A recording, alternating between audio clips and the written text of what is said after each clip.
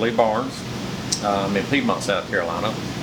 We are the owners of Barnes Classic Restorations. We restore classic cars, mostly GTOs. We do frame-off restored cars. We'll do anywhere from 2 to 3 in a year's time, 1,500, 1,700 hours per car. We've been doing it 37, 38 years. So we've been doing it a long time, but we do cars that don't get drove. We just look at them. They drive on and off a trailer. They're museum cars or display cars, so we don't get to have a lot of fun with them other than display. And so my dad started me with a GTO when I was a kid. He always raced them and worked on them, and so that got me into them. I never raced them, but I raced one on the street just a little bit, but he kept going. He kept maintaining for me. So when I decided I want to do this, I knew it had to be a GTO. But we stay backed up. We used to keep about 7 frame-off cars at all times. There's constantly something to do. I mean, it's a big job. You think about that many hours per car. You get one car tore down, that's a lot of room, a lot of space, a lot of room, a lot of time. Definitely got to be dedicated to it. But God's bless us. We get to do what we enjoy and make a living at it. We're a top car everywhere we go. We do a lot of invitational shows, and I'm very competitive on the show end. When we take one of these point cars somewhere, I'm very, very competitive.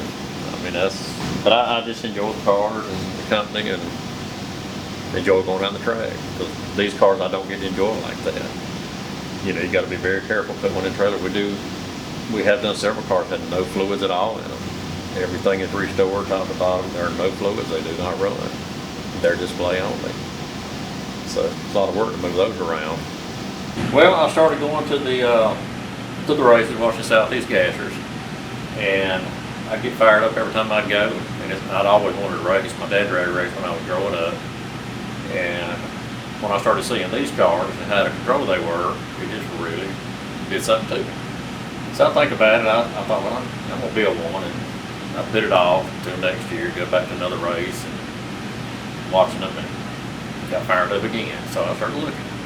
I'm gonna buy me something. And I found this car on eBay. It had been a gasser since '68. Chapman Automotive in Chicago originally built the car. So this is the original axle that was up under the car.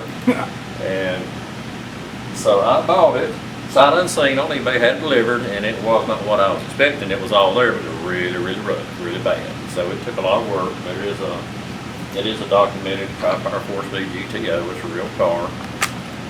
And it's sitting around here while it's hard to work on your own stuff when you work cars for a living, restoring everyone else's car, making it pretty. And had a bunch of people jump in and help me. Jeremy Pearson, he did a lot of work on the car. Him and Craig Owen, they helped me on that. And I got involved with Gene Fulton. He built us a motor.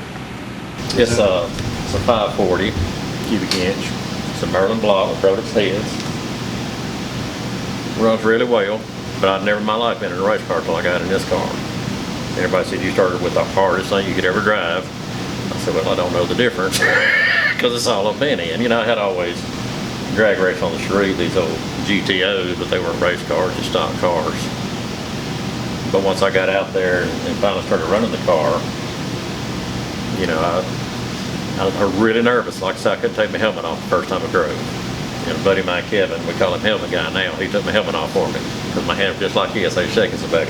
That's what was a pretty intense ride.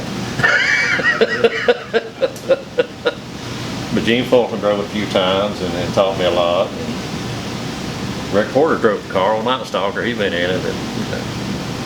I think he just drove to see what the competition was. He's been a little more nervous ever since then. I think that's why I started stepping his up. Foothills Motorsports out of Powdersville, Honda motorcycle dealer, they sponsor us, supply all our fuel. So they're a good sponsor. They just started with us this year. And we have Ames Performance out of New Hampshire. They supply some parts for us. They're a Pontiac part supplier. And of course, Barnes Classic Restorations is our biggest sponsor. Miss Donna is your biggest sponsor. Yeah, Miss Donna, yeah, she's my biggest sponsor. She writes the biggest checks to go toward it, for sure, because Miss Donna. Everyone knows Miss Donna. Everyone knows me as Miss Donna's husband. I hear that all the time. Oh, you're Miss Donna's husband. But she promotes. She promotes our business everywhere she goes, and she is really good at it. hands out more cards. I have seen her take cards from people because she needed to give a card to someone else if she ran out, you know.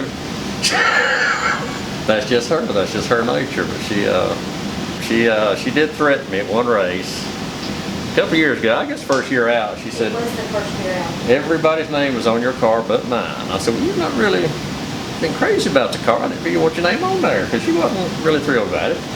So we get to the next race and she tells me at Sharpie she's going to put her name on it.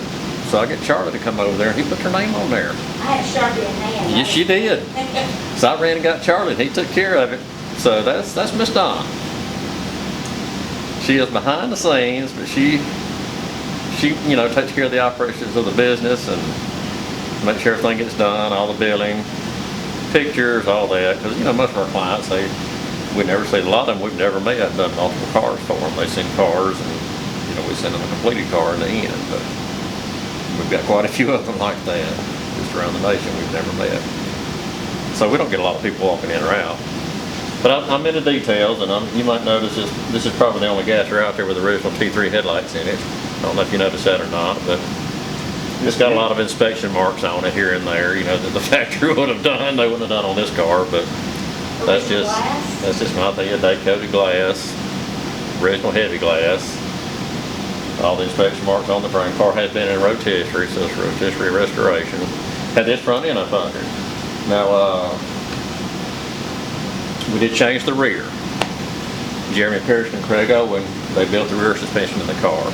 And they updated the front, put a taller coilover on it, because it had the little short ones that were about that tall. I still got them.